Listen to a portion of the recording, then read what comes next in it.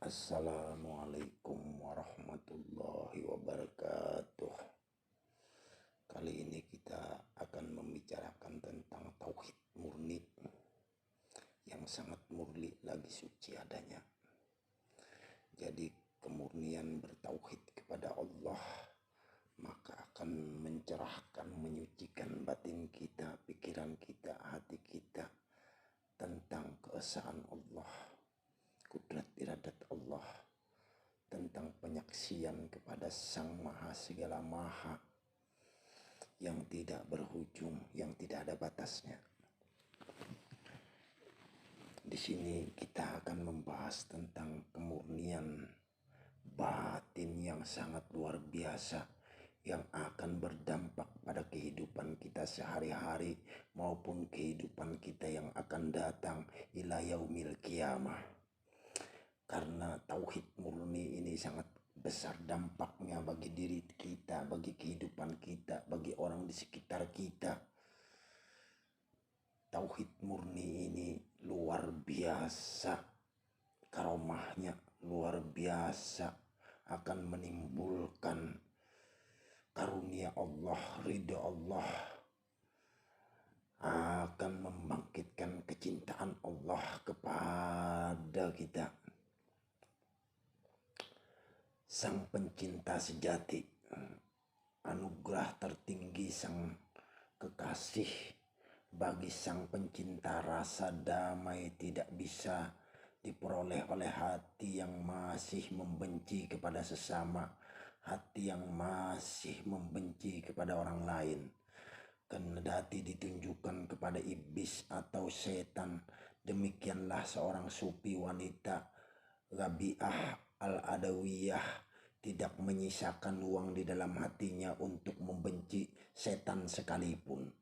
Jadi Rabi'ah al-Adawiyah ini sedikit pun tidak menyisakan kebencian walaupun kepada setan atau iblis, apalagi kepada sesama, kepada makhluk manusia, binatang, dan seluruh alam semesta ini. Sedikit pun beliau tidak menyisakan rasa kebencian di dalam batinnya. Ketahuilah bahwa hakikat segala sesuatu adalah Allah Azza wa Jalla. Demikian juga dengan hakikat setan, iblis bukanlah makhluk yang patut dibenci.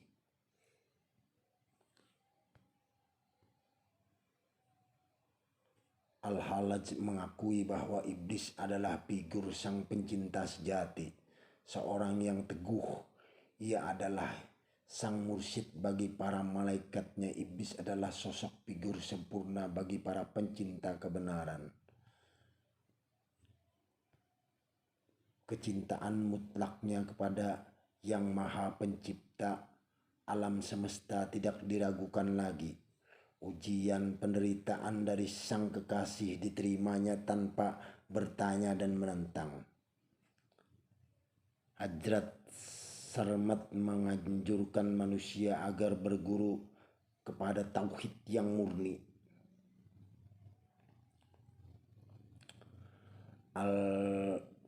Ahmad Al-Ghazali, adik Imam Ghazali, menilai bahwa manusia yang tidak tahu hakikatnya kecintaan sejati masih belum beriman, cenderung terperosok menduakan Allah. Kita bahas sedikit tentang dialog antara Allah dan iblis di dalam Al-Quran, sangat simbolik. Sebetulnya Allah sedang mengajari kaum Adam dan para malaikat tentang mahabbah. Mahabbah adalah sesuatu sikap bakti yang berupa penyerahan tertinggi kepada Yang Maha Tertinggi. Melalui tindakan iblis di dalam Al-Quranul Karim dikatakan iblis termasuk golongan jalan. Menurut makna jalan di sini dalam pengertian asing bagi komunitas malaikat yang artinya berasal dari ras yang lain. Ia bernama Azazil dan selanjutnya hidup di kalangan malaikat. Azazil ini ia sangat berbakti kepada Allah Subhanahu wa taala, bahkan ribuan tahun lamanya, hingga derajat kerohaniannya mencapai derajat malaikat agung. Dalam kasanah sufi, sesungguhnya malaikat merupakan makhluk yang memiliki kesadaran rohani yang sangat tinggi dan berwujud cahaya. Ketika Allah memerintahkan para malaikatnya bersungkur bersujud di hadapan Adam, mereka semua bersujud kecuali Azazil. Maka terjadi dialog antara Allah dengan Azazil seperti diterangkan di dalam kitab At-Tawasin karya besar Mansur Al-Halaj. Allah bertanya pada Azazil, mengapa kamu enggan bersujud kepada Adam? Azazil menjawab, tiada yang patut kuagungkan selain dirimu. Allah bertanya balik, meskipun kau akan menerima kutukanku? Azazil menjawab, tidak mengapa, karena hasrat hatiku tak sudi condong pada yang lain selain dirimu. Kemudian Azazil bersair, kendati kau membakarku dengan api sucimu yang menyala-nyala membara untuk selamanya, aku tak akan pernah sudi tunduk pada kesadaran ego manusiawi. Pernyataanku berasal dari hati yang tulus. Dalam cinta aku memiliki kemenangan, bagaimana tidak? Azazil melanjutkan syairnya, sesungguhnya tiada jarak yang memisahkan diriku dengan engkau ketika tujuan tercapai, kedekatan dan jarak adalah satu. Kendati aku ditinggal derita keadaan itu, aku akan menjadi karibku. Jika kasih itu satu, bagaimana kita bisa berpisah? Dalam kemurnian yang mutlak, dirimu kuagungkan bagi seorang hamba dengan hati yang benar-benar, bagaimana dia menyembah sesuatu selain diriku. Ribuan kali yang Maha Mengetahui memerintahkan Azazil bersujud, tetapi dia tetap enggan bersujud. Lalu ia bersair, ya Allah, segala sesuatu termasuk diriku ini adalah milikmu. Kau telah memberikanku pilihan, namun kau telah menentukan pilihanmu bagiku. Jika engkau melarangku dari bersujud, kau adalah pelarang. Jika aku salah paham, jangan kau tinggalkan diriku. Jika kau menginginkan bersujud di hadapannya, hamba patuh, namun seorang lebih mengetahui tentang maksudmu selain nuraniku ini. Atas penolakannya, yang Maha Pengasih menganugerahkan kafir kepada Azazil. Pada Azazil berupa kutukan dan penderitaan. Dengan pasrah tanpa bertanya lagi, tanpa mengeluh, ia menerima anugerah yang sangat tinggi dari Allah Subhanahu wa taala, sekaligus sangat berat. Nah, ini hanya sebagai pelajaran bagi diri kita. Hendaknya kita selalu bertakwa kepada Allah. Hendaknya kita selalu mencintai Allah.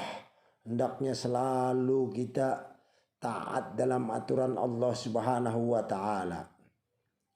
Cerita tadi hanya sedikit gambaran tentang pencinta yang tidak mematuhi Allah, maka dia dilaknat oleh Allah dan dibakar oleh Allah.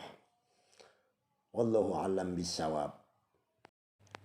Suhud la mawjud ilallah. Orang yang telah berjumpa dengan Allah dengan pandangan mata batin sirri di alam lahut, tidak akan pernah mencintai dunia, kehidupan dunia yang teramat kecil ini, yang tiada sempurna, tidak akan menginginkan keindahan surga ataupun takut akan siksa neraka. Karena hanya Allah yang ditujunya dan selalu bersamanya baik di dunia maupun di akhirat. Selalu dia merasa bersama-sama dengan Allah, baik dalam diamnya, baik dalam geraknya, baik dalam kehidupan kesehariannya, dalam kerjanya, dalam apapun ia selalu dalam kepanaan di dalam kehidupannya. Puncak kenikmatan di alam cahaya yang tiada terbayangkan dan tidak terasa melebihi nikmat yang ada di alam semesta, sehingga ia mati di dalam hidup, fana di dalam kepanaan kepada Allah Subhanahu wa taala. Dia lenyap selenyap-lenyapnya hingga dia tidak ada lagi pikiran tentang keduniaan, tentang apapun. Yang ada hanyalah bentuk kasih sayang yang mulia, kasih sayang yang sejati, kecintaan yang sangat luar biasa dampaknya bagi kehidupannya. Kita selalu berprasangka baik, hendaklah kita selalu berprasangka tidak ada prasangka lain selain prasangka baik. Allah berfirman, aku sesuai dengan prasangka hambaku. Kupikir Allah itu Tuhan, ternyata diri yang batin. Kupikir Muhammad itu Nabi, ternyata adalah diri jahirku. Kupikir Adam adalah manusia pertama, ternyata adalah jasadku. Kupikir Jibril, Mikail, Israel, Israfil itu malaikat, ternyata adalah sahabatku.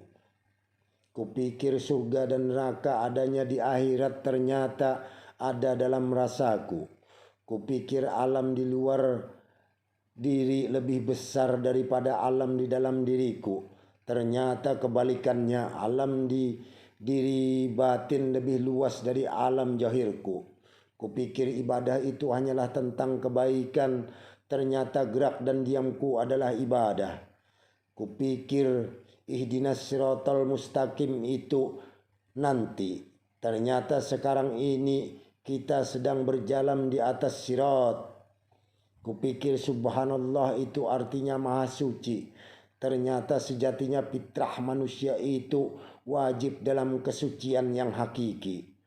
Kupikir aku dengan Allah itu berbeda wujud, ternyata dialah sirku dan akulah sirnya, karena dirimulah hanyalah setetesnya. La ilaha illallah, tiada Tuhan melainkan Allah. La ilaha illallah, la mawjuda bihaqqin illallah.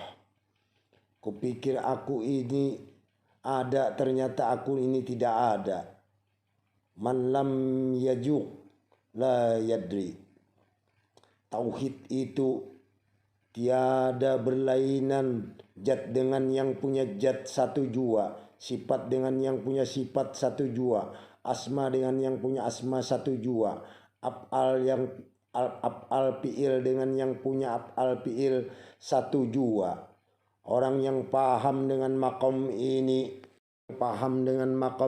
tidak akan dia masuk ke dalam kesyirikan.